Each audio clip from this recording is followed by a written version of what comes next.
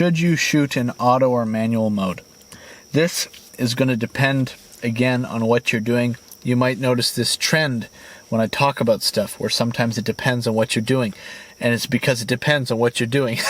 So if you are running and gunning, say you're traveling and you're going around, you're walking around, you're taking in all the sights and things like that, and you just want to film everything and just capture the moment as best as you can, you're probably not going to want to fiddle with manual settings on your camera. It just might really make the experience a bit frustrating or take away from it, from the enjoyment. You kind of maybe just want your camera to just do its thing. Depending on how good of a camera you have, the auto settings might be better or worse. Some cameras might do a fine job at doing automatic adjustments. Probably as a general rule of thumb, the newer the camera that you get, as long as it's like a quality new camera, it's probably going to be better than some of the older options, but it's going to be probably more expensive. So what's your budget? One of the most important things for you to probably figure out is what is your budget for your camera gear.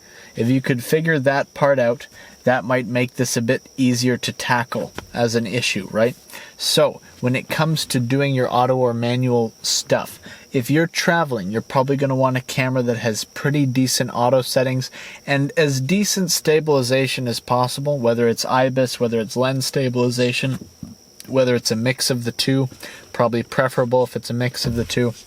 And do you want to keep your gear more minimal? Because then you might not want to walk around with a gimbal. It might even change the kind of camera that you use. If you really just care about a smooth shot and just kind of something that's good enough, maybe you want to get an action camera, like a DJI action camera or a GoPro or something like that, and just kind of have a small form factor, pretty smooth, stable shot, looks good enough, you know what I mean? Or maybe for some things, maybe you want to make it a bit more higher quality, cinematic, different lens options, kind of travel video. Then maybe you're going to want to get something that's like an APS-C size sensor or a full frame size sensor in a proper mirrorless camera body, but it's going to be bigger, heavier, more expensive, things like that. And you're going to be carrying this around with you if you're doing travel video and stuff like that. So think about the weight, the risk, right? Do you want to risk somebody stealing or breaking your $2,000 plus camera setup? Or do you want to just take around like a couple-year-old, action camera that you only had to spend like $400 on and a little, selfie stick? But also consider what's the audio quality, right? Do you care about how good the audio quality is? If you're doing stuff like this, the audio quality is not something that you should completely forget about. Just try to at least get something decent. And it doesn't have to be crazy expensive. It can literally just be, if you have a GoPro, you get that little dongle, USB-C dongle that you plug into it that gives you a mic port that you plug a microphone in, and maybe get some sort of cage so you can mount a little shotgun mic on the top, and you could kind of just do that and stop there. It doesn't have to be crazy, just good enough. If you want to get something that's decent quality, don't skip out on half decent audio, at least half decent. Do not let it just be garbled, because it might be difficult for people to watch. It might even be difficult for you yourself to watch. If you have to prioritize audio a bit more over video, that might be a better thing to do, right? Unless you're just doing B-roll and you don't have any of the actual audio from the scene in the video final product, then it might not matter.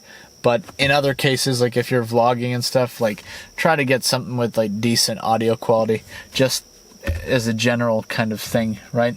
So when would you use more of the manual settings?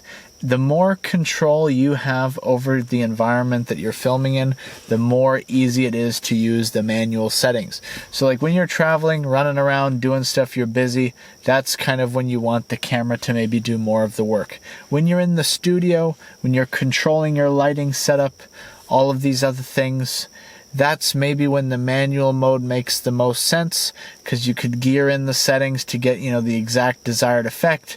You don't have to worry about it all of a sudden changing some exposure value or whatever. It just kind of you set it to where you want it to be and you just keep it there. But that's going to be where you can more control everything. You don't have to worry about the light all of a sudden getting darker or brighter like you would if you were out and about traveling, right? So it depends on the scene. It depends on your level of knowledge of your ability to use the camera settings. You might just need to just mess around with your camera and just kind of mess up and learn as you go. Oh, that shot was too dark, or that shot wasn't like the other shot. Why are they two different levels of brightness, and then that's when you get into learning more about like exposure tools, whether it's using zebras or false color, and your camera probably doesn't have false color, so then you get an external monitor that does have false color. And then what does false color even mean? Like false color, think of it as your image, but it represents different parts of the image in different colors based on how bright or dark it is. So like, let's say dark gray is more underexposed, and red is like it's completely overexposed to the point where it's just clipped. The lighting's clipped. You can't get any detail back because it's just too overexposed. And let's say pink is where it's pretty good exposure level, like pretty decent in between, kind of like maybe where you want it to be. That's like my super quick explanation of false color. And then zebras has to do, I think more with like at what point your exposure level gets past a certain percentage. I think you basically use zebras to tell when you're close to just overexposing a certain area of the image. I could be wrong about that description of zebras. Feel free to just look up what is camera zebras, and it'll probably tell you better than I am, because I might be getting it wrong. I'll just say that right now. But these different tools can be useful when you're trying to, get your exposure a bit more dialed in, right?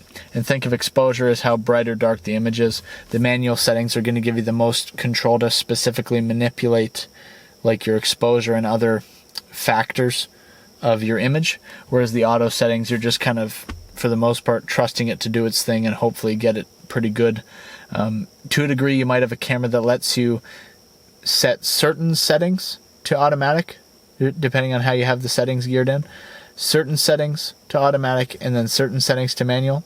So right now I have it in auto exposure mode on this camera, I think, but I have my aperture where I could manually set that. So I have it set at 2.8, and as far as I understand, everything else it just does automatically. I do have it in manual focus though, and then I did like the one touch autofocus and try to move my head back to like somewhere around here or whatever, so it would pull focus to here and then just stay there, because this camera's autofocus is not great, not too great.